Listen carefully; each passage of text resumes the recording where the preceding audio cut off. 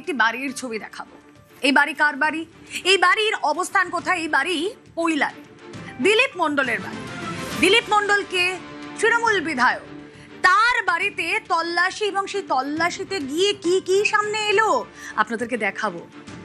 এই বিধায়কের বাড়িতে তল্লাশি অভিযান পুলিশের, বিধায়কের পেল্লাই বাড়িতে পুলিশের অভিযান, বিষ্ণুপুরের তৃণমূল বিধায়কের হুমকি ভিডিও ঘিরে বিতর্ক ছড়ায়, এফআইআর দায়ের হয়, আর তারপরে তৃণমূল বিধায়কের বাড়িতে পুলিশ যায়।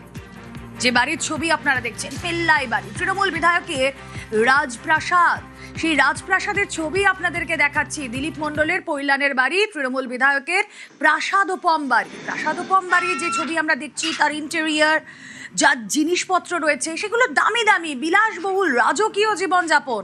গতকালই আপনারা জানেন জামিন অযোগ্য ধারায় মামলা হয়, এবং আজ পুলিশি অভিযান, সেই পুলিশি অভিযানে গিয়ে ধরা পড়লো বাড়ির মধ্যেই পার্ক, বিশাল সুইমিং পুল, আর কি কি রয়েছে এই বিধায়কের বাড়িতে। কথা বলবো, প্রতিনিধি রৌনক রয়েছেন আমাদের সঙ্গে। রৌনকের সঙ্গে কথা বলার আগে আরো একবার ছবি আপনাদেরকে দেখায়।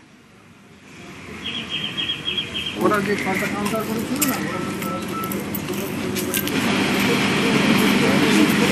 এখানে জায়গা নেই, সূত্রে যাক, নাহলে ওই পেটে পাতুল দেখ সব গাড়ি মুড়ি বার করে দেবে। এখানে উন্নয়ন চলছে, উন্নয়ন চলবে। এদের টাইম দিলাম 15 দিন, তারপরে আর 7 দিন, তারপর লাস্ট বর্ডার। কত বড় ক্ষমতা, কত বড় হিম্মত, কত বড় লড়াইয়ের লোক আছে দেখে নেবো। আমরা পুলিশকে ভয় পাই না, পুলিশের সঙ্গে অনেকবার লড়েছি। পার্টি অফিস যারা ভেঙেছে তাদের রেহাই নেই। আদায় করে যাতে নিতে না পারি, তাহলে আমার নাম দিলীপ মণ্ডল নয়। কত বড় হিম্মত, কত বড় লড়াই করতে পারেন, এই ধরনের হুমকি হুঁশিয়ারি তাকে দিতে দেখা গেল। শুনলেন সেই ভাইরাল ভিডিও আপনাদেরকে দেখালাম আমরা। তৃণমূল বিধায়কের প্রাসাদ, এবারই প্রাসাদের ভেতরের ছবিটা দেখুন। বিধায়কের প্রাসাদে একটা কেভ, গুহা, দিলীপ মণ্ডলের পেল্লাই বাড়ি, আর সেখানেই গুহা। তৃণমূল বিধায়কের বাড়িতে বিশাল সুইমিং পুল, বিধায়কের বাড়িতে বিশাল পার্ক। এরকম বাড়ি দেখে মনে হচ্ছে যেন কোনো রিসর্ট। বিধায়কের বাড়ির বাগানে বাঘ, হরিণ, ময়ূরের স্ট্যাচু। পরিবহন দপ্তরের প্রতিমন্ত্রী ছিলেন দিলীপ মণ্ডল।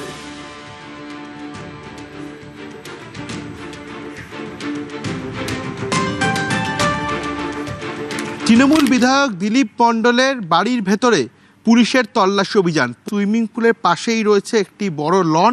যে কোনো 3 স্টার 5 স্টার যে রিসর্ট, সেই রিসর্টকে হার মানাবে এই বাগান বাড়ি। পাশে রয়েছে এরকম কিছু বিদেশি পাখি, এবং বিদেশি পাখির পাশেই রয়েছে বেশ কিছু এক্সোস্টিক যে মূর্তি, অর্থাৎ বিদেশি যে মূর্তি, সেই মূর্তি রাখা রয়েছে। পুলিশের পক্ষ থেকে এই বাড়িতে তল্লাশি অভিযান চালানো হয়। এবং কেন এই বাড়িতে তল্লাশি? কারণ এই বাড়িতে তল্লাশি চালানো হয়েছে দিলীপ মণ্ডলের বিরুদ্ধে। অভিযোগ রয়েছে যে তিনি বিজয় মিছিল করার পর হুমকি বার্তা দেয়, এবং সেই হুমকি বার্তা সোশ্যাল মিডিয়ায় ছড়িয়ে পড়ে। তার বিরুদ্ধে মামলা করা হয়, এবং সেই মামলার পরিপ্রেক্ষিতে জামিন অযোগ্য ধারায় পুলিশ মামলা রুজু করে। মণ্ডলে খোঁজে আজ সকাল থেকেই ডায়মন্ড হারবার পুলিশের পক্ষ থেকে বিভিন্ন টিম একাধিক জায়গায় তল্লাশি অভিযান চালাচ্ছে। এবং পুলিশ সূত্রে আমরা খবর পাচ্ছি 9টা 15 নাগাদ দিলীপ মণ্ডল ফোন সুইচ অফ করে। তার সঙ্গে থাকা যাদের যাদের পুলিশ সিসিটিভি ক্যামেরা ফুটেজ খতিয়ে দেখতে পেয়েছে, তাদের টাওয়ার লোকেশন ট্র্যাক করে দিলীপ মণ্ডলকে ইতিমধ্যে খোঁজ শুরু করেছে ডায়মন্ড হারবার পুলিশ। ক্যামেরায় দীপঙ্কর মল্লিকের সঙ্গে রৌনক দত্ত চৌধুরী, নিউজ 18 বাংলা, দক্ষিণ 24 পরগনা।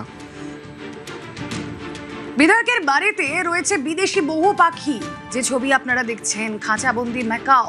বিষ্ণুপুরের তৃণমূল বিধায়ক দিলীপ মণ্ডল আর তার বাড়িতে যেই বিলাসবহুল যে আয়োজন আমরা দেখতে পাচ্ছি, সুইমিং পুল, পার্ক, পার্কে বাঘ, সিংহ, হরিণ, তার স্ট্যাচু, দেখে মনে হচ্ছে একটা কোনো রিসর্ট।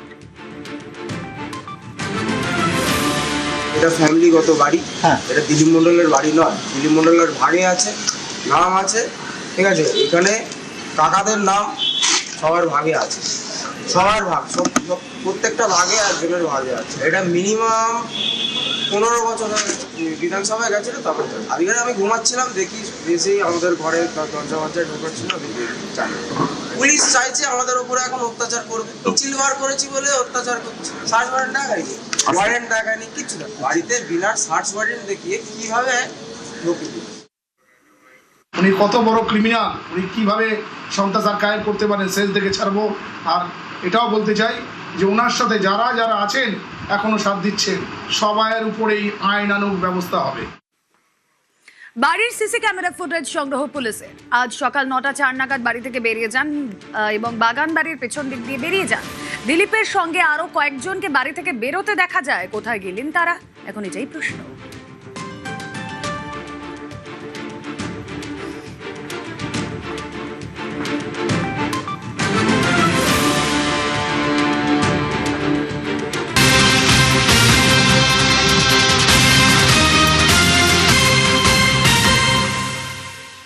মন্ত্রিসভার প্রথম বৈঠকেই সীমান্ত সুরক্ষার জন্য বিএসএফকে জমি হস্তান্তর করার নির্দেশ দেওয়া হয়েছিল। মুখ্যমন্ত্রী শুভেন্দু অধিকারী তিনি নিজে সে ঘোষণা করেন। আর তারপর বিএসএফকে জমি দেওয়া নিয়ে বৈঠক রাজ্যে। বৈঠক ভূমি ও ভূমি রাজস্ব দপ্তরের সচিবের। কথা বলবো, প্রতিনিধি সোমরাজ বন্দ্যোপাধ্যায় রয়েছেন সঙ্গে। সোমরাজ, যেদিন ঘোষণা হলো মন্ত্রিসভার প্রথম বৈঠকে, সেদিন বলেছিলেন শুভেন্দু অধিকারী 45 দিনের মধ্যে জমি হস্তান্তরের এই প্রক্রিয়া কমপ্লিট করতে হবে। রাজ্যের এই বৈঠক ভূমি এবং ভূমি রাজস্ব দপ্তরের সঙ্গে, বৈঠকে মূলত কোন কোন বিষয়গুলো নিয়ে আলোচনা হবে?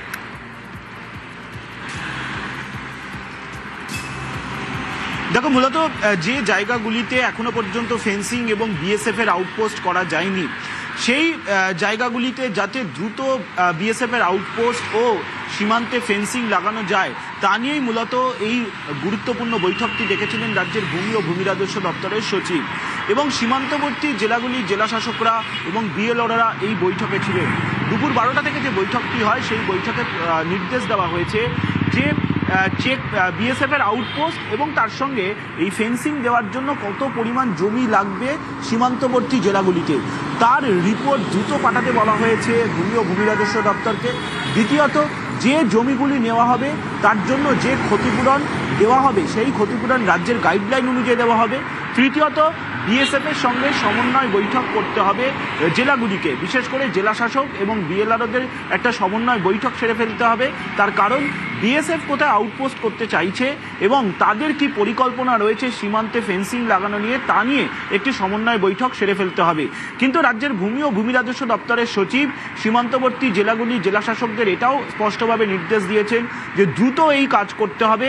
এবং মুখ্যমন্ত্রী শুভেন্দু অধিকারী ইতিমধ্যেই 45 দিনের টার্গেট দিয়েছেন, তার মধ্যেই গোটা প্রক্রিয়াটি শেষ করতে হবে। এবং ইতিমধ্যেই যে জমিগুলি অধিগ্রহণ করা শুরু হয়েছে সেগুলি যাতে দ্রুততার সঙ্গে বিএসএফকে হ্যান্ডওভারের প্রক্রিয়াও শুরু হয়ে যায় সেটাও নিশ্চিত করতে বলা হয়েছে আজকের বৈঠকে বলেই সূত্র মারফত জানা যাচ্ছে। ওকে,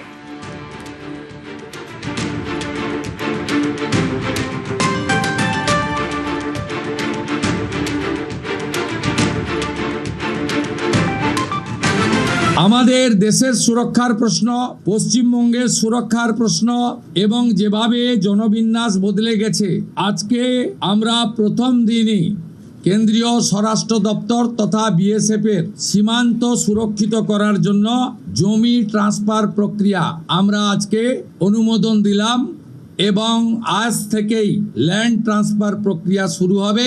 ভূমি ও রাজস্ব সচিব তাকে এবং মুখ্য সচিবকে দায়িত্ব দেওয়া হলো 45 দিনের মধ্যে বিএসএফ এর প্রয়োজনীয় জমি হস্তান্তর সম্পূর্ণ করতে হবে। আর মুখ্যমন্ত্রীর নির্দেশের পরেই তৎপরতা। কাঁটাতার নেই, যেখানে আমরা মালদা সীমান্তে আমরা দেখেছি প্রায় 27 কিলোমিটার। শুধুমাত্র মালদা নয়, আমরা বিভিন্ন জায়গায় দেখেছি, মুর্শিদাবাদের দিকে আমরা দেখেছি, কোচবিহারে দেখেছি, কাঁটাতার নেই এরকম জায়গা রয়েছে। সেরকম কাঁটাতার নেই 27 কিলোমিটার। মালদা সীমান্ত 172 কিলোমিটার, এখানে কাঁটাতার নেই 27 কিলোমিটারে। ভারত বাংলাদেশ সীমান্তে জমি অধিগ্রহণ প্রক্রিয়া ইতিমধ্যেই শুরু মুখ্যমন্ত্রীর নির্দেশের পর। জেলা শাসকের দপ্তরে বৈঠক করেন বিএসএফ, ডিএম এবং কেন্দ্রীয় পূর্ত সড়ক বিভাগ। সেখানে জমি অধিগ্রহণের রূপরেখা চূড়ান্ত। দ্রুত জমি জট কাটিয়ে অধিগ্রহণের কাজ শেষের সিদ্ধান্ত ইতিমধ্যেই গৃহীত। আজকে আমরা মালদা জেলার থেকে একটা বিএসএফ সঙ্গে মিটিং করেছি এন্ড ওই মিটিংতে আমাদের ল্যান্ড ডিপার্টমেন্টের অফিসাররাও ছিলেন। এই মিটিং এ আমরা ডিসকাস করেছি কিভাবে আমরা আমাদের পেন্ডিং ফেন্স ইস্যুকে শেষ করব এন্ড পুরোপুরি ল্যান্ডটাকে আমরা বিএসএফ কে ট্রান্সফার করে দেবো। এটা নিয়ে খুবই ভালো মিটিং হলো। বিএসএফ ওনাদের পয়েন্টগুলো আমাদেরকে বললো, আমাদের ল্যান্ড অফিসাররা ওনাদেরকে যা ইস্যু ছিল বললো। আমরা এটা 45 ডেজ মধ্যে শেষ করে নেব এন্ড এটা নিয়ে আমাদের প্রস্তুত আছি। এখন থেকে আমাদের civil and BSF and even police সঙ্গে কোঅর্ডিনেশন থাকবে, অ্যান্ড ইস্যুটাকে কন্টিনিউয়াসলি আমরা করে দেবো। এবার বাংলায় অভিন্ন দেওয়ানি বিধি। ভোটের আগে প্রতিশ্রুতি দিয়েছিলেন বিজেপি নেতারা, ক্ষমতায় এসেছে বিজেপি। দলের রাজ্য সভাপতি বললেন ইউসিসি আমাদের ঘোষিত অবস্থান, সরকার এসেছে, এবার অভিন্ন দেওয়ানি বিধি চালু করবে। हम 6 माह के अंदर ही बंगाल के अंदर यूसीसी को लागू कर कर सभी नागरिकों के लिए एक ही कानून बंगाल में हो, वो सुनिश्चित करेंगे। আমরা বলেছি ইউসিসি আমাদের ঘোষিত অবস্থান, তা আমাদের সরকার ক্ষমতায় এসেছে, করবে। ইউসিসি করার দাবিটা শুধু বিজেপির নয়, পশ্চিমবঙ্গের মানুষ চায়। ইউসিসি অভিন্ন দেওয়ানি বিধি, যার অর্থ দেশ জুড়ে সবার জন্য একটাই আইন। 26-এর বিধানসভা নির্বাচনের আগে বিজেপির শীর্ষ নেতারা প্রতিশ্রুতি দেন তারা ভোটে জিতলে বাংলায় অভিন্ন দেওয়ানি বিধি চালু করবেন। বিপুল সংখ্যাগরিষ্ঠতা পেয়ে 200-র বেশি আসনে জিতে বাংলায় ক্ষমতায় এসেছে বিজেপি সরকার। স্বাভাবিকভাবেই অনেকের মনে কৌতূহল, এই রাজ্যে কবে চালু হবে অভিন্ন দেওয়ানি বিধি? সরকার ঠিক করবে কবে ইউসিসি চালু হবে। আমরা বলেছিলাম যে নারী সত্তা বিরোধী, সাম্য বিরোধী 3 তালাক বাতিল হওয়ার প্রয়োজন আছে, আমরা করে দেখি। আমরা বলেছিলাম 370 ধারার বাতিল চাই, আমরা করেছি। আমরা বলেছি ইউসিসি আমাদের ঘোষিত অবস্থান, তা আমাদের সরকার ক্ষমতায় এসেছে, করবে। ইউসিসি করার দাবিটা শুধু বিজেপির নয়, পশ্চিমবঙ্গের মানুষ চায়। আদিবাসীদের সুরক্ষা, তাদের সংস্কৃতি, তাদের বহমানতাকে একদিকে রেখে অন্যদিকে ইউসিসি। এবার কখন করবে সেটা রাজ্যের মুখ্যমন্ত্রী ঠিক করবেন, সেটা আমরা ডিকটেট করব না। গত কয়েক বছরে বারবারই দেশ জুড়ে অভিন্ন দেওয়ানি বিধি চালুর দাবি শোনা গিয়েছে পদ্ম শিবিরের নেতাদের মুখে। তাৎক্ষণিক 3 তালাক নিষিদ্ধ করার পর গোটা দেশে অভিন্ন দেওয়ানি বিধি চালুর পক্ষপাতী বিজেপি নেতৃত্ব। অভিন্ন দেওয়ানি বিধি বা ইউনিফর্ম সিভিল কোড চালু হলে ধর্ম জাতি নির্বিশেষে গোটা দেশে একটাই আইন থাকবে, একটাই আইন মেনে বিয়ে, ডিভোর্স এবং সম্পত্তির উত্তরাধিকার। উত্তরাখণ্ড এবং গুজরাটে ইতিমধ্যেই অভিন্ন দেওয়ানি বিধি চালু হয়েছে। মধ্যপ্রদেশ, ছত্তিশগড় এবং উত্তরপ্রদেশে কিভাবে এই আইন চালু করা যায় তা খতিয়ে দেখতে কমিটি তৈরি করা হয়েছে। সদ্য অসমে ফিরেছে বিজেপি সরকার। বৃহস্পতিবার অসমে বিভিন্ন দেওয়ানি বিধির খসড়াকে ছাড়পত্র দিয়েছে হেমন্ত বিশ্ব শর্মার মন্ত্রিসভা। 26শে মে অসম বিধানসভায় পেশ হবে বিল। এবার বাংলায় ক্ষমতায় বিজেপি, তাদের ঘোষিত অবস্থান, এ রাজ্যে চালু করা হবে অভিন্ন দেওয়ানি বিধি। আমরা বলেছি ইউসিসি আমাদের ঘোষিত অবস্থান, তা আমাদের সরকার ক্ষমতায় এসেছে, করবে। ইউসিসি করার দাবিটা শুধু বিজেপির নয়, পশ্চিমবঙ্গের মানুষ চায়। নিউজ 18 বাংলা। আর ইতিমধ্যে সার্কুলার জারি হয়েছে, গোহত্যা বন্ধে করা রাজ্য সরকার। এসপি সিপিদের বৈঠকে নির্দেশ দিয়েছেন মুখ্যমন্ত্রী শুভেন্দু অধিকারী। প্রকাশ্যে পশু হত্যা সংক্রান্ত নির্দেশিকা, শংসাপত্র থাকলেও প্রকাশ্যে গোহত্যা নয়, নির্দেশিকা যথাযথভাবে মানতে করা বার্তা। শংসাপত্র ছাড়া গো হত্যা নিষিদ্ধ, গাড়িতে বেআইনিভাবে পশু নিলে ব্যবস্থা, সরকারের নির্দেশ অমান্যে জেল এবং জরিমানা। গোহত্যা বন্ধে করা রাজ্য, ইতিমধ্যেই জারি হয়েছে সার্কুলার। শংসাপত্র ছাড়া গরু বলি দেওয়া যাবে না। পুরসভা অথবা স্থানীয় প্রশাসনের নির্ধারিত কসাইখানায় বলি, প্রকাশ্যে নয়। পুরসভার চেয়ারম্যান, পঞ্চায়েত সমিতির সভাপতি, সরকারি ডাক্তার শংসাপত্র দিলেও প্রকাশ্যে বলি কঠোরভাবে নিষিদ্ধ।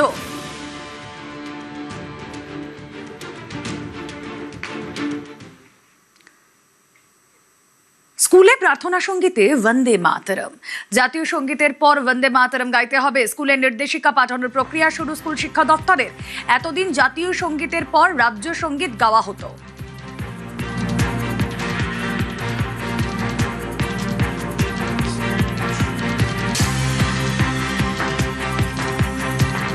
জাতীয় সঙ্গীতের পর বন্দে মাতরম বাধ্যতামূলক। স্কুল নির্দেশিকা পাঠানোর প্রক্রিয়া শুরু স্কুল শিক্ষা দপ্তরে। এতদিন জাতীয় সঙ্গীতের পর গাওয়া হতো রাজ্য সঙ্গীত, আর এবার স্কুলে প্রার্থনা সঙ্গীতে বন্দে মাতরম যুক্ত হলো। আমি নবান্নতে যাব, সব বিদ্যালয়ে বন্দে মাতরম সোমবার থেকে গিয়ে বিদ্যালয় শুরু করতে হবে, সেই প্রতিষ্ঠা জারি। আর আজ যেই ছবি আমরা সবাই দেখলাম, ভোটে হেরে কোর্টে গেলেন মমতা বন্দ্যোপাধ্যায়। ভোট পরবর্তী অশান্তির অভিযোগ মামলা দায়ের হয়েছে এবং সওয়াল করতে সেই মামলায় পৌঁছে গেলেন তিনি। আইনজীবীর কালো পোশাকে কলকাতা হাইকোর্টে প্রাক্তন মুখ্যমন্ত্রী, আদালত চত্বরে তাকে লক্ষ্য করে উঠল স্লোগান।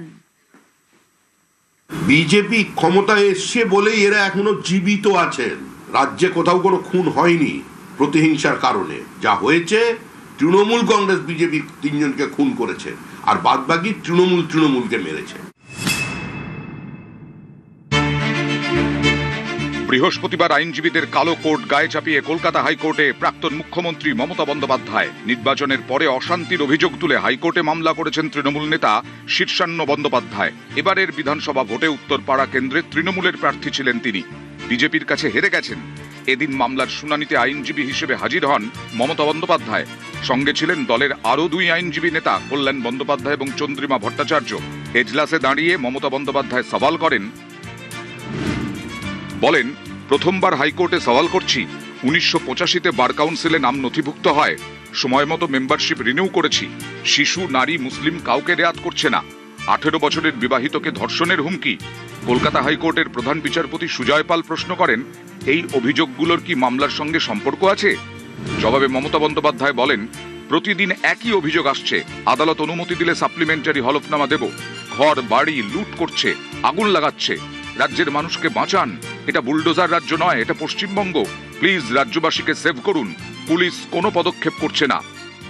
2021 সালে 2রা মে, ঠিক তারপরে 27 দিনে 56 জন বিজেপি কর্মী খুন। 27 জন বিজেপির মহিলা কর্মী প্রকাশ্যে ক্যামেরার সামনে বলছেন যে আমরা তৃণমূলের দ্বারা গণধর্ষিতা, জেসিপি দিয়ে বাড়ি ভাঙা, অবর্ণনীয় অত্যাচার। সেদিন মুখ্যমন্ত্রী ছিলেন মমতা বন্দ্যোপাধ্যায়। কোথায় ছিল কোর্ট? কারণ তখন পশ্চিমবঙ্গে শাসকের আইন ছিল। বিজেপি ক্ষমতায় এসছে বলেই এরা এখনো জীবিত আছেন। কিন্তু প্রয়োজনে আমাদের কর্মীরা অন্য ভাষাটা জানে। রাজ্যে কোথাও কোনো খুন হয়নি প্রতিহিংসার কারণে। যা হয়েছে, তৃণমূল কংগ্রেস বিজেপি 3 জনকে খুন করেছে, আর বাদবাকি তৃণমূলকে মেরেছে। আদালত থেকে বেরোনোর সময় প্রাক্তন মুখ্যমন্ত্রীকে লক্ষ্য করে স্লোগান দেন আইনজীবীদের একাংশ।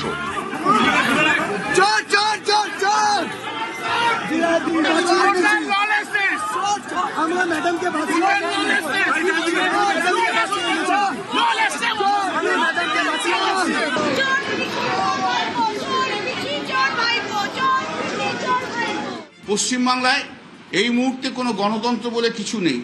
আমরা মামলা করে বেরিয়ে আসার পর আপনাদের প্রেসের সামনে আমরা দেখেছেন কিভাবে বিজেপির লয়াররা মমতা বন্দ্যোপাধ্যায়কে হেকেল করেছে। এবং একটি ছেলে যে শুভেন্দু অধিকারীর ভবানীপুরে ইলেকশনে ছিল, কি নাম, সূর্যনীল দাস অ্যাডভোকেট, তিনি মমতা বন্দ্যোপাধ্যায়কে সেদিনকে হেকেল করেছিলেন এবং আজকে এসে আবার মমতা বন্দ্যোপাধ্যায়কে হেকেল করার চেষ্টা করেছে। অকথ্য ভাষায় গালাগাল দিয়েছে, যা তা কথা বলেছে। এটা তো জায়গা নয় কে চোর কে ডাকাত তা বলার। তা তো আমরাও তো অনেক কিছু বলতে পারি। এই ললেসনেস হয়ে গেছে। মাননীয় মুখ্যমন্ত্রীর জামানাতে ললেসনেস কোনোদিন কলকাতা হাইকোর্টে এই জিনিস হয়নি। মাননীয় মুখ্যমন্ত্রী শুভেন্দু অধিকারের নেতৃত্বে আজকে এই ললেসনেস হলো। এটা বিজেপির সংস্কৃতি নয়। রাজ্যের প্রাক্তন মুখ্যমন্ত্রী, একজন মহিলা মুখ্যমন্ত্রী, তাকে দেখলে মানুষ রাস্তায় চোর চোর করে স্লোগান দেবে।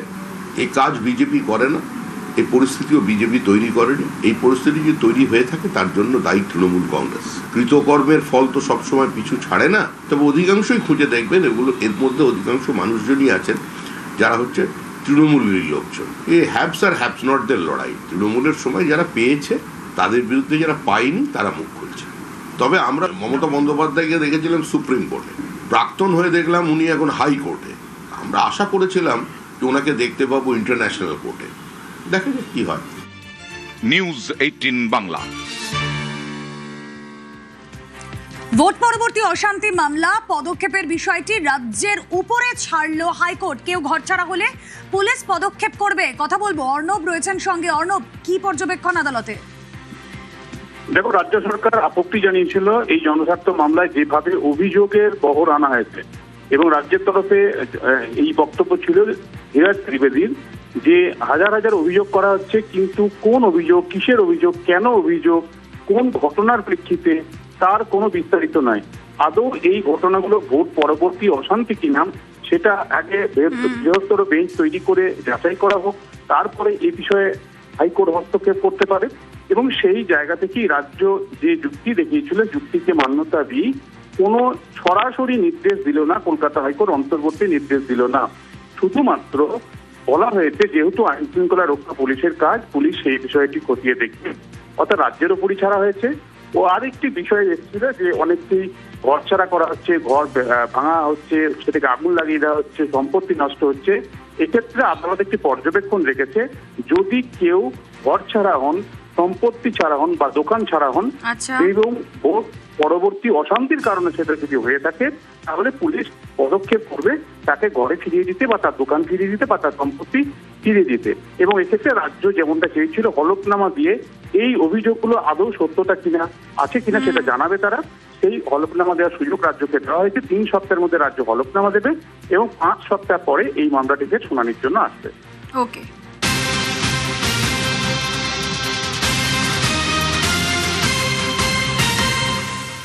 আইনজীবী হিসেবে মমতার তথ্য তলব বার কাউন্সিল অফ ইন্ডিয়া।